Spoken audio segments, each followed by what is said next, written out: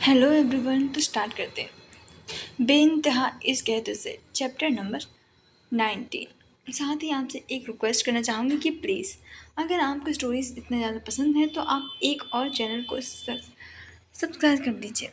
Please request है। Moral Upakshi moral stories. तो इस चैनल को अगर आप स्टोरी सुना चाहें तो प्लीज़ ज़रूर सब्सक्राइब करें। Thank you so much. तो स्टार्ट करते हैं इस स्टोरी को। ओके। आदित्य काफ़ी देर से नैन्सी को देखे जा रहा था। फिर उसने नैन्सी को देखते हुए गुस्से के साथ कहा, पता करो किसने किया है ये। जिसने भी यह किया है उसे धरती आसमान पाताल जहाँ से भी ढूंढना पड़े उसे ढूंढो, लेकिन किसी भी हाल में ये सब करने वाले को पता लगाओ जल्द से जल्द, और वह मुझे मेरी आंखों के सामने चाहिए। साथ ही यहाँ की सारी चीज़ें कहीं भी लीक नहीं होनी चाहिए। सारे इसे उस गायब कर दो यहाँ से। उसकी बात को सुनकर चिराग और नितांत ने एक साथ कहा, यस बॉस। उसने यह कहा ही था कि तभी अचानक से 4 से 5 कार जल्दी से वहां पर आकर रुकी, और उसके अंदर से आदित्य की फैमिली जल्दी से दौड़ते हुए आदित्य के पास आई। जैसे ही यह खबर उन्हें मिली, वह लोग तो जैसे हक्के बक्के हो गए थे और सदमे में चले गए थे। वह लोग जल्दी से भागते हुए आदित्य के पास आए, बीना जी, और सबकी आंखों से आंसू निकलने लगे थे। वहीं उन्हें देखते ही आदित्य की आंखों से भी आंसू निकलने लगे। उसे अपनी आंखों के आगे उसके और नैन्सी के बिताए सारे पल याद आने लगे, जिसमें उन्होंने हर वक्त बस कुत्ते बिल्लियों की तरह ही लड़ाई की थी, जिससे वह और भी ज़्यादा कसकर नैन्सी को गले से लगाकर रोने लगा था।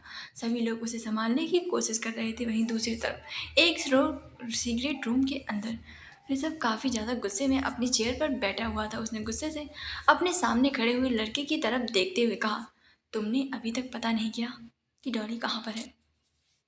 जिस पर सामने खड़े हुए लड़के के माथे पर पसीना आ गया था। उसने अपने पसीने को पोंछते हुए कहा, सॉरी बॉस, लेकिन हम कुछ भी पता नहीं लगा पा रहे हैं। हमने अपनी सारी कोशिश कर ली है। यह सुनकर ऋषभ ने गुस्से से चिल्लाते हुए कहा, तो वह कहाँ गई? उसे जमीन खा गया या फिर आसमान निकल गया?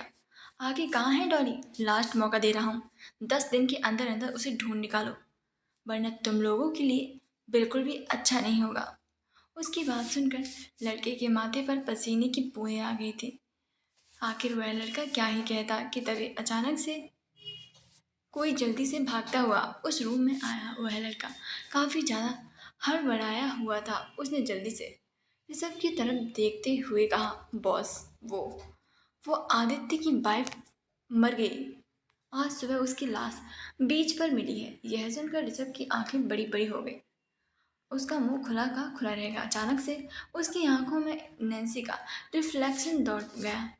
यह लड़की उसे नैन्सी की याद दिलाती थी। उसने जल्दी से उससे पूछा, वह कैसे मर गई और किसने किया है ये?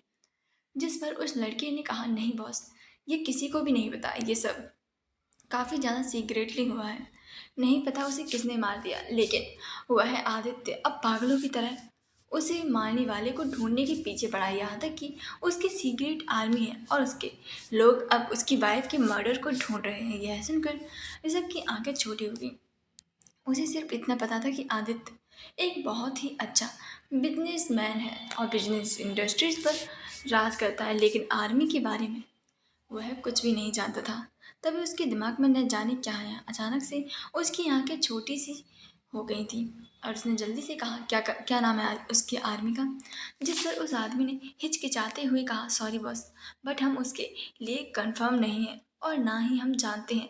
यह सुनकर ऋषभ ने गुस्से के साथ कहा, तो पता करो बेवकूफ़, मुझे उसकी सारी डिटेल निकाल कर दो जल्दी से। जिस पर उस लड़की ने जल्दी से कहा, यस बॉस बोलकर वह वहाँ से चला गया। वहीं वह लड़का भी चला गया। ऋषभ अब आदित्य के बारे में सोच रहा था, जिससे उसका सिर दर्द होने लगा था।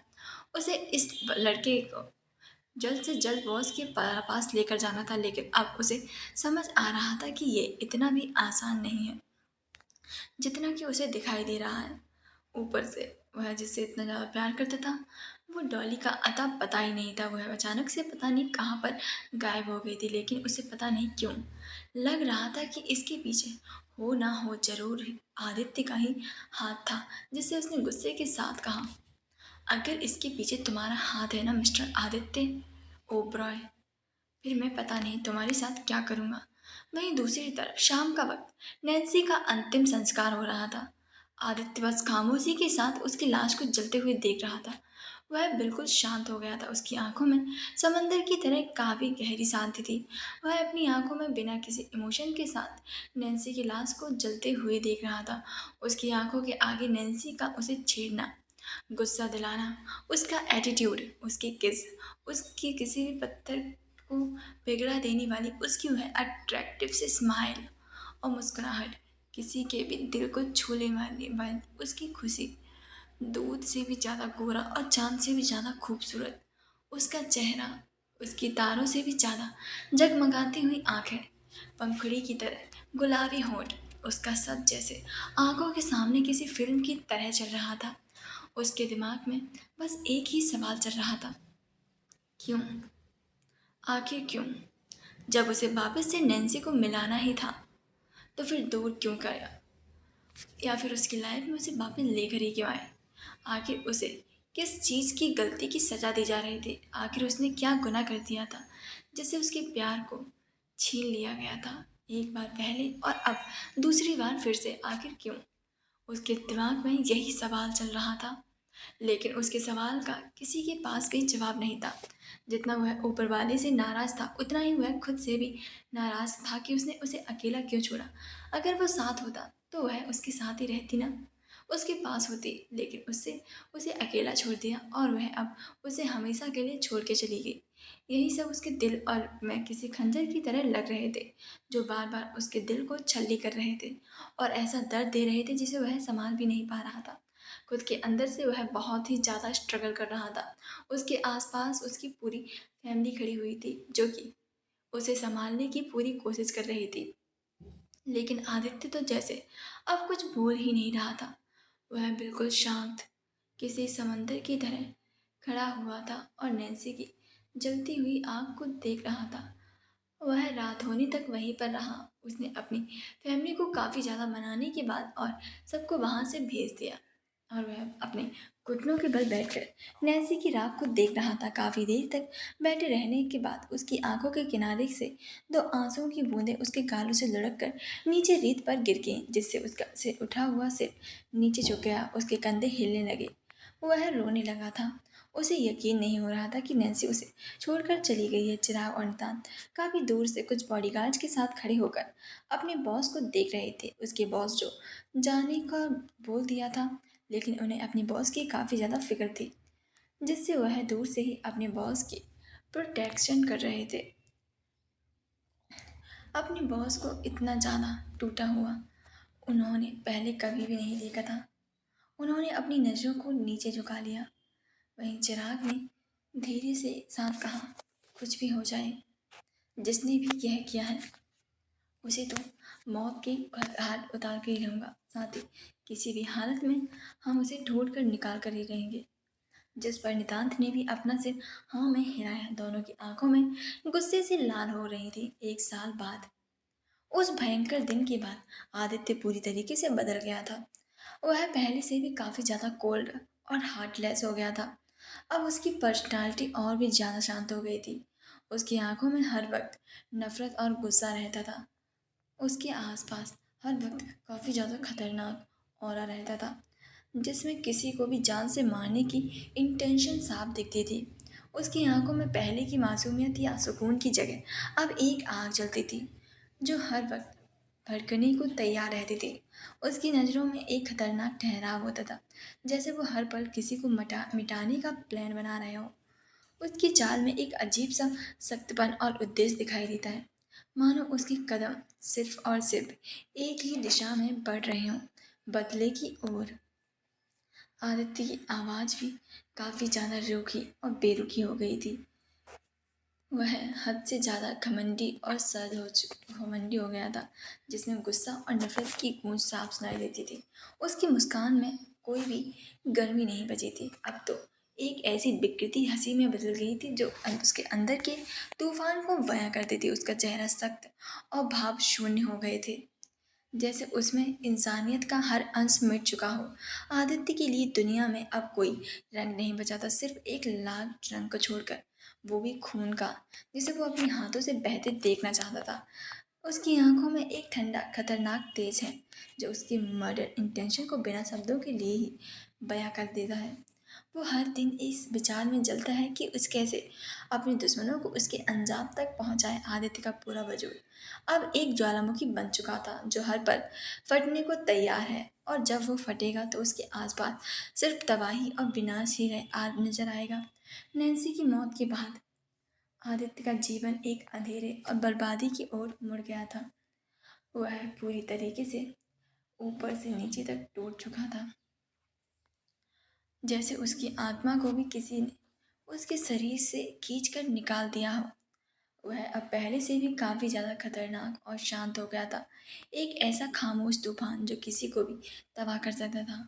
ओबरा मेंशन आदित्य अपने बेड पर शर्टलेस होकर पेट के बल लेटा हुआ था। तभी अचानक से उसका अलार्म बजने लगा, जिसकी वजह से उसकी आंखें एक झटके के साथ खुल गई, जो कि पूरी तरीके से लाल थी। ऐसा लग रहा था जैसे वह पूरी रात सोया ही नहीं था। उसने अपनी घड़ी को घूरा और फिर वह बिस्तर से एक झटके के साथ खड़ा हुआ, और उसकी हरकतों में एक अजीब सी तेजी थी, जैसे हर चीज़ उसके गुस्से की आग में जल रही हो। उसने जल्दी से घड़ी को बंद कर दिया और बिस्तर को छोड़ने के बाद उसने अपने कपड़े बदले और जिम की ओर बढ़ा, जहाँ उसने बिना किसी रुकावट के 2 गंदे घंटे तक पसीना बहाया। उसके हर पसीने के बाद में उसकी अंदरूनी पीड़ा और नफरत झलकती थी, जैसे वो इस कसरत से अपने दिल से सारे गुस्से को निकाल देना चाहता हो और सारे बदले की भावना को भी मिटा देना चाहता हो। जिम के बाद वह पसीने से तरबतर होकर वह रूम से वापस आया और टॉवल को रूम में फेंक कर वह बाथरूम में चला गया। शावर को ऑन करने के बाद वह उसके नीचे ही खड़ा हो गया और शावर से गिरती हुई ठंडी बूंदों को अपने मस्कुलर और गठीले शरीर पर महसूस करने लगा। पानी की वह बूंदें उसके सिक्स पैक एब्स पर फिसलती हुई नीचे गिर रही थी, जो उसे जैसे काफ़ी नरमी महसूस करा रही थी, जैसे उसके अंदर के जख्मों को भर रही हूँ। नहाने के बाद अपने क्लोजेट रूम की ओर बढ़ा और उसने अपने कपड़े को चेंज किए। उसने एक ब्रिटिश कस्टमाइज ब्लैक कलर का बिजनेस सूट पहना हुआ था, जो उसके कठोर और ठंडे व्यक्तित्व को और भी ज़्यादा निखार रहा था। उसने अपने आप को आईने में देखा। वह पहले से भी काफ़ी ज़्यादा हैंडसम और डैशिंग और बेहद ही अट्रैक्टिव लग रहा था, जिसे देखकर उस पर कोई भी फिदा हो सकता था। लेकिन उसकी पूरी पर्सनालिटी के उलट उसकी आंखें और उसका चेहरा पूरी तरीके से एक्सप्रेशनलेस था। एक ऐसा चेहरा था जिसमें किसी भी तरह के भाव नहीं थे, जैसे उसकी भावनाओं को किसी ने हमेशा के लिए मिटा दिया हो। उसने बस अपने आप को देखा और फिर उसने अपनी टाई लगाई, काफ़ी महंगी ब्रांडेड वॉच को अपने हाथों में पहना और उसी से मैचिंग शूज और बालों को सेट करते हुए वह रूम से वापस आया तो मेड उसके रूम की सफाई कर चुकी थी, जिससे वह कमरे में बाहर आया और उसके कदमों कदमों की आहट ने नीचे काम कर रहे सभी स्टाफ को डर से भर दिया था। हर कोई अपने अपने काम में और भी ज़्यादा सावधानी बरतने लगा था, क्योंकि उन्हें पता था कि अगर उसने जरा सी भी कोई गलती हुई तो आदित्य के गुस्से को झेलना वह सभी ही अफोर्ड नहीं कर सकते थे। आदित्य का प्रभाव इतना गहरा था कि उसकी मौजूदगी में ही किसी की भी सांस लेने तक की भी हिम्मत नहीं हो रही थी। वह अपने सख्त और सीरियस चेहरे के साथ डाइनिंग टेबल की ओर बढ़ा और उसने चेयर खींची और चुपचाप उस पर बैठ गया। उसके सामने कई सारी डिशेस रखी हुई थी, लेकिन उस दौरान भी किसी की भी हिम्मत नहीं हो रही थी कि वह अपनी जगह से हिले। सभी लोग एक लाइन में चुपचाप खड़े हुए थे, जैसे किसी सेना के जवान अपने जनरल के सामने खड़े हों, बिना किसी हलचल के। आदित्य ने बिना किसी इमोशन के नाश्ता करना शुरू किया। उसके हर निवाले के साथ कमरे में मौजूद हर व्यक्ति की धड़कनें तेज होती जाती थी। आदित्य के अंदर गुस्सा और नफरत उसकी हर हरकत में झलक रहे थे, लेकिन उसके चेहरे पर एक खतरनाक शांति थी जो किसी भी वक्त फटकर तबाही मचा सकती थी। उसके लिए अब दुनिया में कुछ भी मायने नहीं रखता था, सिवाय इसके कि वह अपने दुश्मनों को अब उनके अंजाम तक पहुंचाए। उसके दिल में दर्द था, लेकिन उस दर्द में अब एक ऐसी आग को जन्म दिया था जो किसी को भी जलाने के लिए तैयार थी। आदित्य की वजूद अब सिर्फ नफरत, गुस्से और बदले की भावना से भरा हुआ था, और उसके आसपास के लोग भी इस आग की तपस को महसूस कर सकते थे। चाहे वो इस पर खुलकर बात ना करें, लेकिन वह सब महसूस कर पा रहे थे। आदित्य ने अपने नाश्ते की आखिरी बाइट ली। यह देखकर एक मेड जल्दी से आगे बढ़ी और पानी की जग को जल्दी से उठाते हुए आदित्य की तरफ बढ़ी, लेकिन उसकी घबराहट और जल्दबाजी में वह अपने हाथ में पकड़ा पानी की जग सही से पकड़ नहीं पाई और वह जग आदित्य की प्लेट के पास गिर गया, जिससे पानी पूरे टेबल पर फैल गया। जैसे ही आदित्य ने यह देखा, उसकी हरकतें अचानक से तेज हो गईं और वह उसके ऊपर पानी ना गिरे, जिससे वह जल्दी से वहां से उठकर खड़ा हो गया। यह देखकर सभी की सांसें जैसे रुक गई थी। सभी लोग अब जैसे डर से हाँफने लगे थे। वहीं आदित्य की आंखों में जो शांत ठहराव था वह पल भर में डार्क हो गया और उसकी नजरें तेजी से उन मेड की तरफ घूमी जिसने यह गलती की थी। आदित्य की घातक नजरों को अपने ऊपर महसूस करते ही वह मेड जैसे डर से कांपने लगी। उसके हाथ पांव सुन्न पड़ गए और उसकी हिम्मत भी नहीं हो रही थी कि वह आदित्य की आंखों में देख सके। वह कांपते हुए माफी मांगने लगी, सॉरी सॉरी बॉस। लेकिन उसके शब्द जैसे अधूरे रह गए। आदित्य ने बीच में ही गुस्से से घूरते हुए कहा, well done, now get out of my house. आज के बाद मेरी आंखों के सामने तुम दिखनी नहीं चाहिए। उसकी आवाज़ इतनी सर्दी और खतरनाक थी कि वह मेड वहीं खड़ी की खड़ी कांपने लगी। उसकी आंखों से आंसू बहने लगे। वह खुद से नाराज हो गई कि उसने इतनी बड़ी गलती कैसे हो गई। उसे मालूम था कि आदित्य कितना ज़्यादा बेरहम हो सकता है। अगर उसने एक बार भी किसी को निकाल दिया तो वह भगवान तक की भी नहीं सुनता था। वहीं खड़े हुए अन्य स्टाफ ने भी उसकी ओर सहानुभूति भरी नज़रों से देखा, लेकिन कोई भी कुछ भी कहने की हिम्मत नहीं कर सकता था। वे जानते थे कि आदित्य के सामने कुछ भी बोलना यानी कि अपनी ही मौत को दावत देना। और वह लोगों को अपनी नौकरी काफ़ी ज़्यादा प्यारी थी, इसीलिए वह किसी की मदद करना अपने लिए मुसीबत मोल नहीं लेना चाहते थे। वे वहीं चुपचाप खड़े थे। किसी की भी हिम्मत नहीं हो रही थी कि वो आदित्य के सामने कुछ भी कह सके। आदित्य ने एक आखिरी नज़र उस मेट पर डाली जिसने उसकी सहनशीलता को चुनौती दी थी, और फिर बिना किसी शब्द के जल्दी से अपने कर्म बाहर की तरफ बढ़ा दिए। उसके चेहरे पर गुस्से की स्पष्ट झलक नहीं थी, लेकिन उसकी आंखों की ठंडक और गहरी नफरत साफ दिख रही थी। जैसे ही आदित्य अपनी विला से बाहर निकला, चिराग अब पहले ही अपनी कार के पास खड़ा उसका इंतजार कर रहा था। चिराग आदित्य की रूटीन को अच्छे से जानता था और हर रोज की तरह उसने जल्दी से आदित्य को गुड मॉर्निंग विश किया और तुरंत कार का दरवाज़ा खोल दिया। आदित्य ने बिना किसी प्रतिक्रिया के तेजी से कार की बैक सीट पर जगह ली। जैसे ही आदित्य ने बैक सीट पर बैठकर लैपटॉप को ऑन कर लिया और जल्दी से उसमें काम में लग गया। उसका रोज का ही ऐसा रूटीन बन गया था कि वह हर वक्त अपने काम में ही लगा रहता था। चिराग की नजरें उसके चेहरे पर लगी हुई थी, जिस वजह से आदित्य ने उसे एक सख्त नज़र से देखा, जिस पर चिराग ने जल्दी से डर के मारे कहा, सॉरी सॉरी बॉस। और फिर बिना जिस पर आदित्य ने कुछ नहीं कहा और वह बिना कुछ कहे वापस से अपने लैपटॉप पर काम करने लगा, मानो चिराग की उपस्थिति उसके लिए कोई मायने ही नहीं रखती थी। चिराग ने अब समझ लिया था कि आदित्य का ये नया रूप जो गुस्से और काम में डूबा हुआ था उसकी जिंदगी का हिस्सा बन चुका था। आदित्य अब वह इंसान नहीं रहा जो पहले था। वह अब केवल एक मशीन बन गया था जिसमें नफरत और बदले की आग जल रही थी। उसके आसपास के लोग इस आग की तपिश को हर वक्त महसूस करते रहते थे। कार में सन्नाटा छा गया था। सिर्फ आदित्य के लैपटॉप की हल्की हल्की टिक टिक की आवाज़ सुनाई दे रही थी। चिराग के मन में अजीब सा डर घर कर गया। वह सोचने लगा कि अगर आदित्य ने अपनी ये क्रूरता और नफरत कभी किसी के सामने अगर खुल के जाहिर की तो क्या होगा। आदित्य का गुस्सा ऐसा था कि वह किसी को भी अपने गुस्से की आग में जलाकर राख कर सकता था। थोड़ी देर बाद कार मुंबई की सबसे बड़ी बिल्डिंग के सामने रुकी। चिराग ने जल्दी से कार का दरवाज़ा खोला। आदित्य ने बिना किसी उसकी तरफ देखे बाहर कदम रखा और सीधे और पड़ गया। वहां पर पहले से ही काफी स्टाफ अपना सिर झुकाकर उसे ग्रीट कर रहे थे, लेकिन आदित्य बस सीधे अंदर चला गया।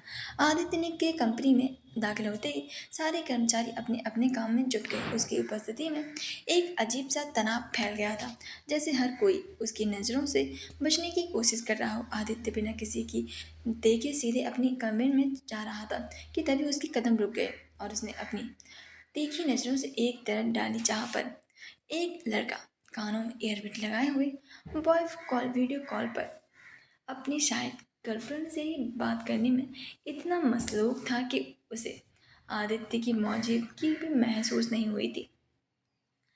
उसे अपने आप में इतना डूबा हुआ देखकर आदित्य उसे वहाँ पर रुककर उसे देखने लगा।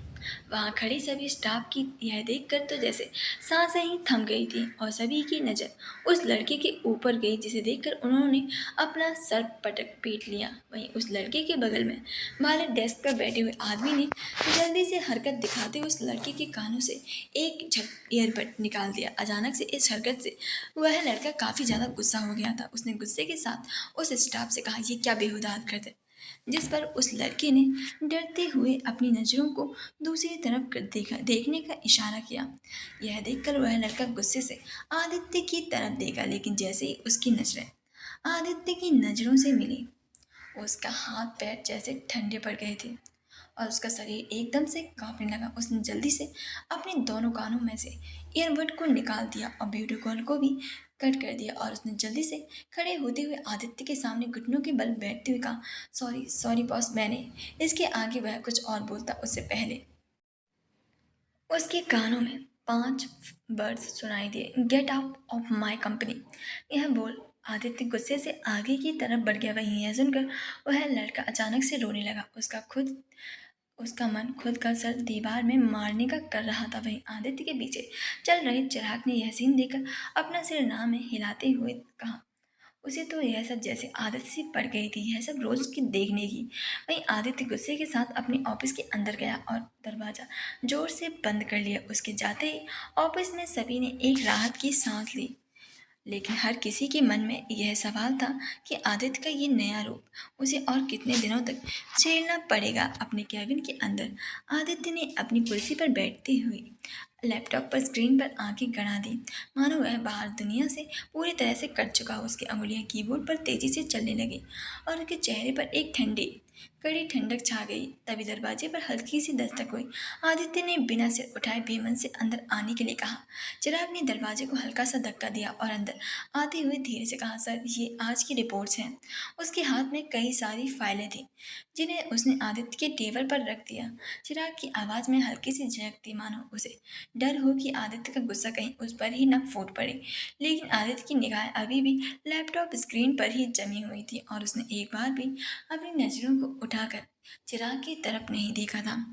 चिराग ने फाइल्स में से एक रिपोर्ट खोलते हुए कहा, सर इस महीने के टारगेट्स पूरे हो गए हैं, लेकिन मार्केट में कुछ नई कंपनियां उभर रही हैं जो हमारी कंपनी कंपटीशन बढ़ा सकती हैं। हमें कुछ स्ट्रेटजी कदम उठाने पड़ेंगे। उसकी आवाज़ धीमी और संजीदा थी, लेकिन आदित्य के चेहरे पर कोई प्रतिक्रिया नहीं थी।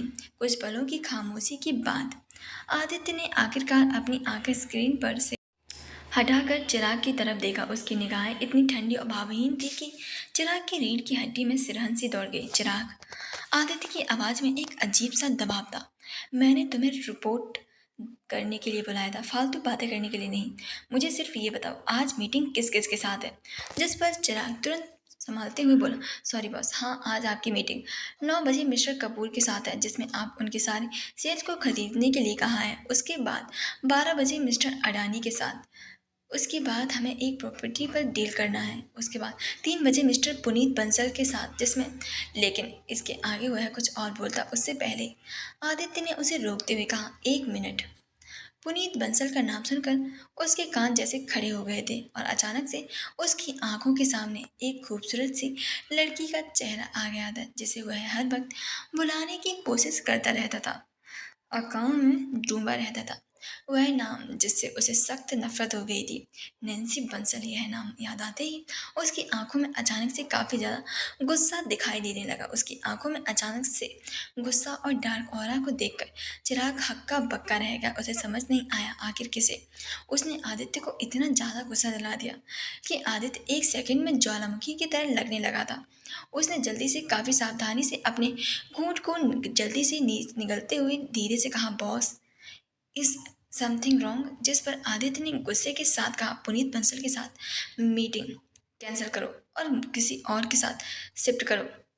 यह सुनकर चिराग अचानक से सब समझ गया और उसने जल्दी से कहा, ओके बॉस, बाकी आपकी शाम की फ्लाइट है जहां हमें ऑर्गेनाइजेशन के काम के लिए इस तरह से आंध्र प्रदेश जाना है। जिस पर आदित्य ने गुस्से में कहा, ओके फाइन, अब जाओ। जिस पर चिराग ने उसके मूड को देखकर कुछ कहना चाहता था कि आदित्य ने अपनी तीखी नज़रों से चिराग को देखा, मानो अब अगर वह 1 मिनट भी यहाँ रुका तो वह उसकी जान ही ले लेगा। तुम्हें जो कहा गया है वही करो, बाकी सब मुझे संभालना होगा, आता है। आदित्य ने कठोरता से कहा। चिराग ने घबराते हुए सिर हिलाया और जल्दी से वहां से निकलने की तैयारी करने लगा, लेकिन दरवाजा खोलते वक्त उसने एक बार पलटकर आदित्य की तरफ देखा, जो फिर से अपने काम में डूब चुका था, मानो उसकी मौजूदगी का वहां कोई मतलब ही नहीं था। यह देखकर उसने एक गहरी सांस ली और अपने मन में कहा, पता नहीं नैन्सी मैडम ने ऐसा क्यों किया, लेकिन वह जानता था इस सवाल का जवाब उसके पास नहीं था। लेकिन उसने महसूस किया कि नैन्सी की वजह से आदित्य का ये नया रूप हर दिन और भी ज़्यादा खतरनाक होता जा रहा था। चिराग धीरे धीरे वहाँ से चला गया, लेकिन जैसे ही चिराग रूम से वहाँ से बाहर निकला, वैसे ही आदित्य ने ऑफिस के आदित्य ने माहौल अब अचानक से बदल गया था। आदित्य जो चिराग के जाने के बाद फिर से अपने काम में डूब गया था, अचानक से भीतर के गुस्से और दर्द को और सहन नहीं कर सका। उसने तेजी से अपने हाथ में पकड़ी हुई पेन को दीवार की तरफ फेंक दिया। पेन दीवार से टकराकर जमीन पर गिर गया, लेकिन आदित्य का गुस्सा और इरिटेशन कम नहीं हुआ। उसके चेहरे पर आक्रोश की लकीरें साफ दिखाई दे रही थी। आदित्य की सांसें तेज हो गई। उसके दिल में उभरते हुए गुस्से से उसे पूरी तरह से अपने कब्जे में ले लिया था। उसने अपने हाथ से टेबल पर रखे फ्लावर बास को उठा लिया और गुस्से से चिल्लाते हुए उसे फर्श पर जोर से दे मारा। बास चकनाचूर हो गया और टुकड़े चारों तरफ जैसे बिखर गए थे, जैसे उसकी भावनाओं के टुकड़े हो गए हों। I hate you Nancy, I really hate you. Aditya का गला यह बोलते हुए अचानक से काफ़ी ज़्यादा भारी हो गया था, लेकिन गुस्से से उफनती उसकी आवाज़ में भी दर्द साफ झलक रहा था। उसने दोनों हाथों में से अपना सर पकड़ लिया और कुर्सी पर गिर पड़ा, मानो नफरत का यह बोझ अब उसके लिए सहन करना मुश्किल हो गया था। उसकी आंखों में एक अजीब सी चमक थी, एक ऐसी चमक जो गहरे दर्द और हताशा से भरी हुई थी। वह लगातार बुदबुदाता रहा, तुमने ऐसा क्यों किया, आखिर क्यों क्यों किया तुमने ऐसा? यार, I really hate you, I hate you. उसकी आवाज़ टूट गई और उसकी आंखों से आंसू झलकने लगे। उसने गुस्से में अपनी मुट्ठियां भींच दी, मानो अपने अंदर की दर्द और तकलीफ को और ज़्यादा बर्दाश्त नहीं कर सकता था। आदित्य ने अपने चारों तरफ देखा, बिखरे हुए कांच के टुकड़े की तरफ देखा जो अब उसकी जिंदगी की तरफ बिखर चुके थे, बेमकसद और बेमोल। उसकी सांसें अब भी तेज थीं। वह पूरी तरीके से अपने गुस्से में डूबा हुआ था। आई हेट यू नैन्सी, तुमने मेरी जिंदगी बर्बाद कर दी। उसने अपनी कुर्सी पर रखे हुए टेबल पर जोर से मुक्का मारा और फिर एक गहरी और थकी हुई सांस ली। उसके शरीर का हर हिस्सा दर्द से भर गया था, लेकिन वह दर्द से बाहर ही नहीं था, वह उसके दिल की गहराइयों में उतर गया था। आदित्य के दिमाग में नैन्सी की तस्वीर उभर आई, वह मुस्कुराता हुआ चेहरा, वह भरोसा और वह प्यार जिसने अब एक बदले की भावना नफरत का रूप ले लिया था। उसने अपनी आंखें बंद की और गुस्से के साथ उसे फिर से धकेल दिया और यह छवि उसे छोड़ने का नाम नहीं ले रही थी। आई हेट यू, उसकी आवाज़ अब एक धीमी फुसफुसाहट में बदल गई थी, जैसे वह खुद को इस नफरत से मुक्त करने की कोशिश कर रहा हो, लेकिन हर वक्त कोशिश उसे और भी ज़्यादा घेर रही हो। वहीं बाहर चिराग दरवाजे से टिककर खड़ा हुआ था, लेकिन उसकी इतनी हिम्मत नहीं हो रही थी कि वह अंदर जाए। 2 घंटे बाद जब मीटिंग का टाइम हो गया तो वह धीरे से दरवाज़ा खटखटाकर अंदर आया तो आदित्य वापस से अपने काम में लग गया था। चिराग ने एक नज़र अपने बॉस की तरफ देखा और फिर फर्श पर पड़े हुए कांच की तरफ, लेकिन उसने कुछ भी नहीं कहा। वही चिराग को आए हुए देखकर आदित्य जल्दी से अपनी चेयर से खड़ा हुआ और अपने ब्लेजर को पहनते हुए मीटिंग रूम से जाने के लिए तैयार हो गया। वह बिना कुछ कहे दरवाजे की ओर बढ़ गया। उसके पीछे पीछे चिराग भी चलने लगा। साथ ही उसने एक लड़की को ऑफिस में सब कुछ साफ करने का इशारा कर दिया था, जिस पर उस लड़की ने अपना सिर हाँ में हिला दिया। आदित्य पूरे दिन अपने काम में लग गया, लेकिन उसने 1 घंटे के लिए भी ब्रेक नहीं लिया था। यह देखकर चिराग को उसकी काफ़ी ज़्यादा फिक्र हो रही थी, क्योंकि उसके बॉस ने खाना भी नहीं खाया था और लगातार बस काम ही किए जा रहे थे। उसने 1-2 बार कहने की कोशिश भी की थी, लेकिन आदित्य ने अपनी तीखी नज़रों को दिखाकर उसे शांत कर दिया था। देखते ही देखते शाम हो गई और दोनों अपने अपने बॉडीगार्ड्स के साथ ही नितांत के साथ अपने प्राइवेट जेट में बैठकर आंध्र प्रदेश जाने के लिए निकल गए थे। लेकिन आदित्य जेट के अंदर भी अपनी फाइलों में डूबा हुआ था। यह देखकर चिराग और नितांत काफी ज्यादा परेशान थे। आखिर उनके बॉस क्या करना चाहते थे, उन्हें अपनी थोड़ी भी फिक्र नहीं थी। दोनों ने एक दूसरे की तरफ देखा, लेकिन दोनों की कुछ भी कहने की हिम्मत नहीं हो रही थी। वहीं दूसरी तरफ आंध्र प्रदेश की बड़ी सी इमारत की विशाल लॉबी में हर तरफ लोग अपने अपने काम में व्यस्त थे। दीवारें चमकते हुए कांच की थी और फर्श पर महंगे संगमरमर की चमकती हुई टाइलें बिछी हुई थी। चारों ओर व्यवस्था और तल्लीन का माहौल था। उस भीड़ के बीच एक बुजुर्ग आदमी, जिनकी उम्र करीब 70 के आसपास थी, छड़ी के सहारे खड़ा था। उन्होंने एक कीमती शाही नीले रंग का सूट पहना हुआ था, जो उनकी रईसी और ताकत की गवाही दे रहा था। उनकी आंखों में एक गहरी चमक थी, जैसे उन्हें आने वाले पल की खबर हो। वे हर एक को जल्दी जल्दी काम करने के लिए आदि निर्देश दे रहे थे। उनकी आवाज में एक अनुशासन और कठोरता थी। उसी दौरान एक काले रंग की परफेक्ट फिटिंग काले बिजनेस सूट में और खूबसूरत और आत्मविश्वास से भरी हुई एक लड़की तेजी से चलती हुई उनके पास आई। उसके हाथों में कुछ फाइलें थीं और उसकी चाल में एक खास तरह की गंभीरता थी। वह आदमी की तरफ देखते हुए बोली, चेयरमैन सर, आपने बुलाया मुझे?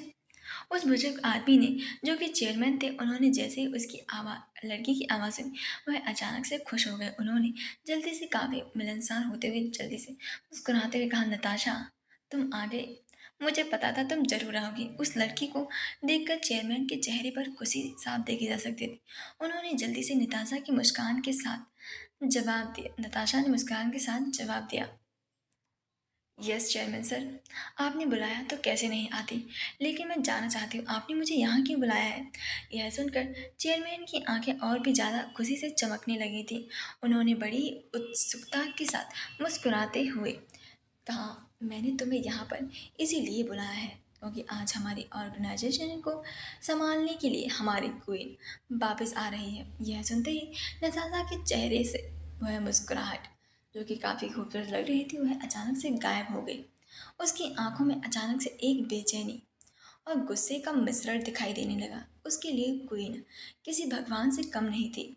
एक साल पहले किसी अनजान लड़की को चेयरमैन सर लेकर आए और सबके सामने उसे क्वीन बताया था, और चेयरमैन सर ने न जाने क्यों उस लड़की पर यकीन कर बैठे थे।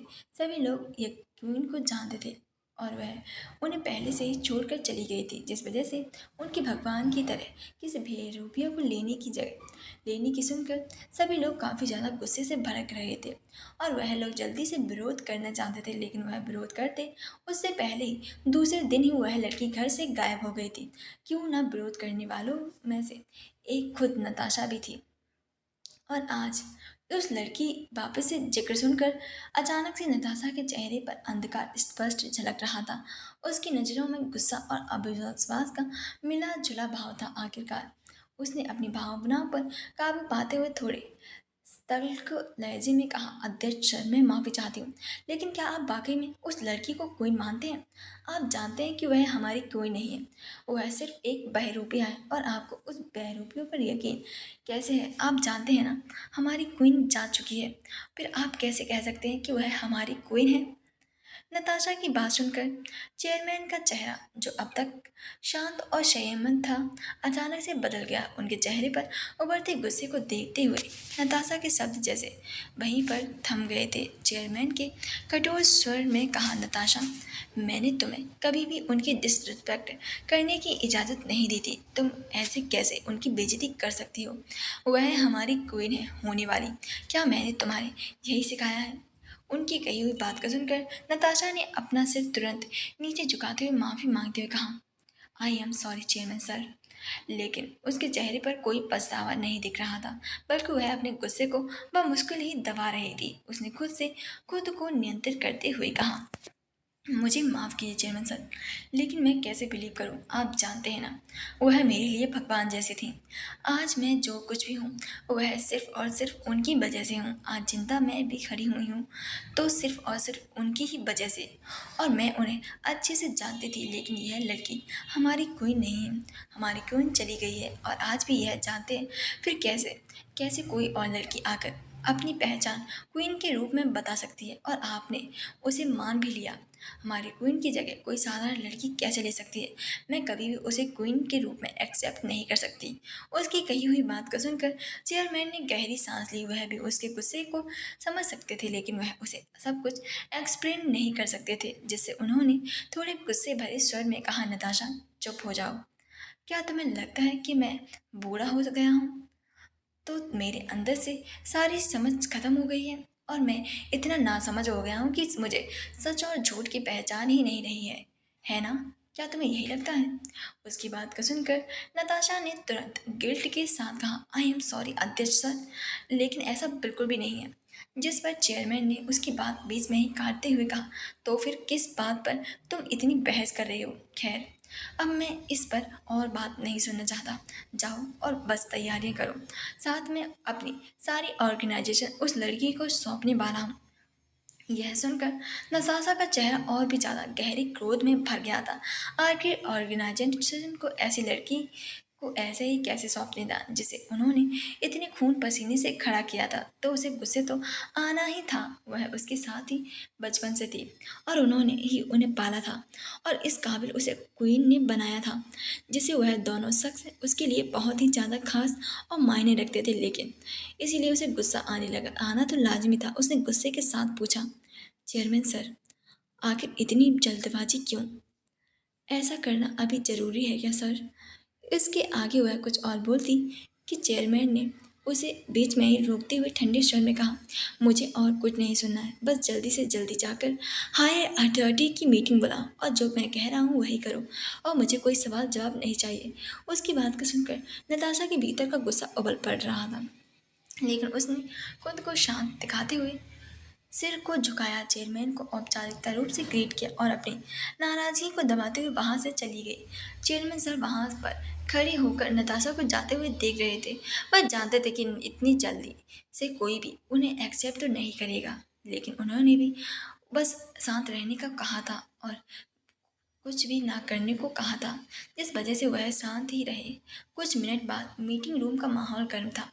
भारी भरकम लकड़ी की टेबल के चारों ओर बैठे हायर ऑफिशियल बैठे हुए थे, जिनके चेहरों पर नाराजगी साफ झलक रही थी। मीटिंग रूम के हेड चेयर पर अध्यक्ष कार्य बैठे हुए थे। उनकी आंखों में के ठहराव और अनुभव की चमक थी, जबकि सबकी चेहरों पर चिंता और गुस्से के भाव थे। चेयरमैन ने जब यह घोषणा की, तो वह एक अनजान लड़की को और डार्क ऑर्गेनाइजेशन का अगला चेयरमैन बनाना चाहते हैं। तो जैसे मीटिंग रूम में हलचल मच गई थी।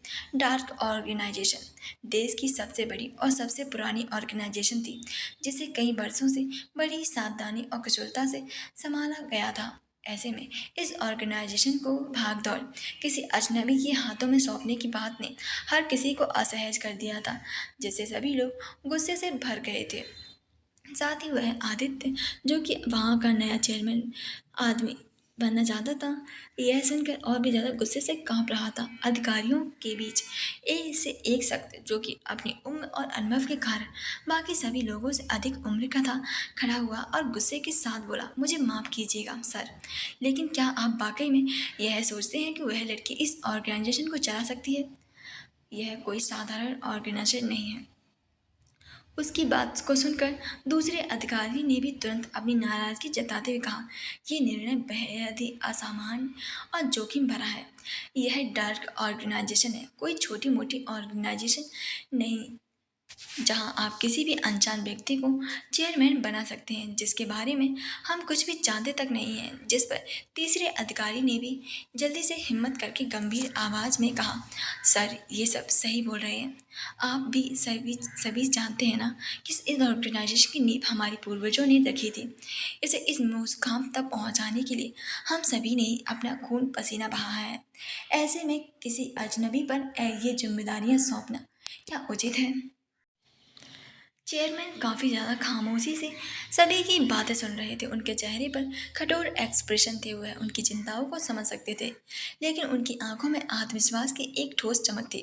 उन्होंने अपना चश्मा ठीक किया और धीरे धीरे बेहद शांत लेकिन दृढ़ स्वर में बोलना शुरू किया। मैं समझता हूँ कि आप सभी की चिंता जायज़ है। मैं अच्छे से जानता हूँ। उनके पीछे नताशा का भी सभी बातों को सुन रही थी और उसके चेहरे पर भी कोई एक्सप्रेशन नहीं थे। उसे भी सबकी बातें सही लग रही थी। वह भी तो यही चेयरमैन सर से काफ़ी देर से समझा रही थी, लेकिन सर थे कि उसकी बातें तो सुन ही नहीं रहे थे। तभी वह आदमी जो यहाँ का वाइस चेयरमैन था, उन्होंने भी थोड़े गुस्से के साथ कहा, सर अगर आप जानते हैं फिर भी ये कैसे कर सकते हैं। आप जानते हैं ना कि अगर हमारी ऑर्गेनाइजेशन किसी गलत हाथों में चली गई तो क्या होगा। अगर उन्होंने कोई गलत इस्तेमाल किया तो तबाही आ सकती है। और वह तो एक लड़की है और इतनी ज़्यादा जवान है। आपको लगता है कि वह इस ऑर्गेनाइजेशन को संभालने की लायक भी है। उसकी कही हुई बात को सुनकर चेयरमैन सर ने सभी की ओर देखते हुए अपनी सख्त आवाज़ में कहा, मुझे अच्छे से बताएं कि आप सभी को किस बात की चिंता है। मैं भी जानता हूँ कि डार्क ऑर्गेनाइजेशन कोई साधारण ऑर्गेनाइजेशन नहीं है। ये हमारी पहचान, हमारी धरोहर है। उसकी बात को सुनकर कमरे में एक अजीब सी खामोशी फैल गई थी। सभी अधिकारी चेयरमैन की तरफ देख रहे थे, जैसे उनकी बात का अर्थ समझने की कोशिश कर रहे हों। जिस पर चेयरमैन सर ने आगे उन सभी को देखते हुए कहा, आप सभी ने अपने अपने तरीके से इस ऑर्गेनाइजेशन को संभाला और इसे मजबूत बनाया है, लेकिन हर वक्त बदल रहा है और हमारे साथ साथ इस ऑर्गेनाइजेशन को बदलना होगा। वह लड़की, उसने मुझे यकीन दिलाया है कि उसके पास वह काबिलियत, वह जुनून और वह दृष्टि है जो डार्क ऑर्गेनाइजेशन को एक नई ऊंचाइयों तक लेकर जाएगी। उनकी बात को सुनकर एक और अधिकारी जो बाकी वक्त से चुप था, उसके साथ शांति से बोले, लेकिन सर वह कौन है, उसकी पहचान, उसका अनुभव हम कुछ भी नहीं जानते हैं। क्या आप हमें उसकी काबिलियत के बारे में कुछ बता सकते हैं। जिस पर सभी लोग चेयरमैन की तरफ देखने लगे। उन्होंने थोड़ी देर के लिए गहरी सांस ली और फिर काफ़ी ज़्यादा सीरियस होकर कहा, अभी 1 घंटे बाद वह यहाँ पर पहुँचने वाली है।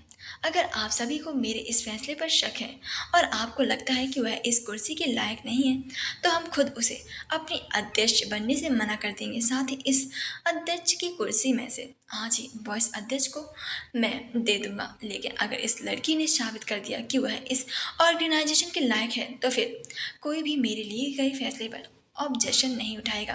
साथ ही उस कुर्सी को उस लड़की के हाथों में दे दिया जाएगा। उनकी यह बात को सुनकर सभी लोग एक दूसरे का मुंह देखने लगे थे और उन्हें यह सही भी लग रहा था, जिसकी वजह से सभी ने एक दूसरे की राय ली और फिर सभी ने अपना सिर हाँ में हिलाया। वहीं यह सुनकर वाइस चेयरमैन तो काफ़ी ज़्यादा खुश हो गए थे। उसे इस बात की बिल्कुल भी उम्मीद नहीं थी कि कोई लड़की इस कुर्सी के लायक हो सकती है। इसीलिए यह सुनकर वह और भी ज़्यादा खुश हो गया था कि अब अगर वह लड़की इस काबिल नहीं निकली तो आज ही आज यह पूरी ऑर्गेनाइजेशन उसकी होगी और यह कुर्सी आज ही उसे मिलने वाली है। लेकिन चेयरमैन की कही हुई बात को सुनकर नताशा काफ़ी ज़्यादा हैरानी से चेयरमैन को देख रही थी और फिर वह और भी ज़्यादा गुस्से से भर गई थी। आखिर वह लड़की चीज़ क्या थी जिससे उसके बॉस, जिन्होंने बचपन से उसे सहारा दिया था, उन्हें वह हटाना चाहती थी।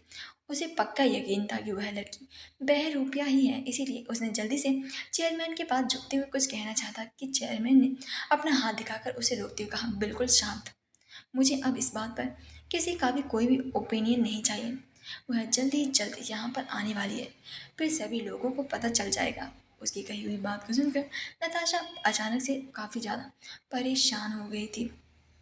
तो आपको ये स्टोरी कैसी लग रही है, प्लीज़ कमेंट में ज़रूर करके बताना। और हाँ, उपाक्षी मॉरल स्टोरी, इसे प्लीज़ जल्दी से सब्सक्राइब कर देना। Thank you so much, request कर रही हूँ ये।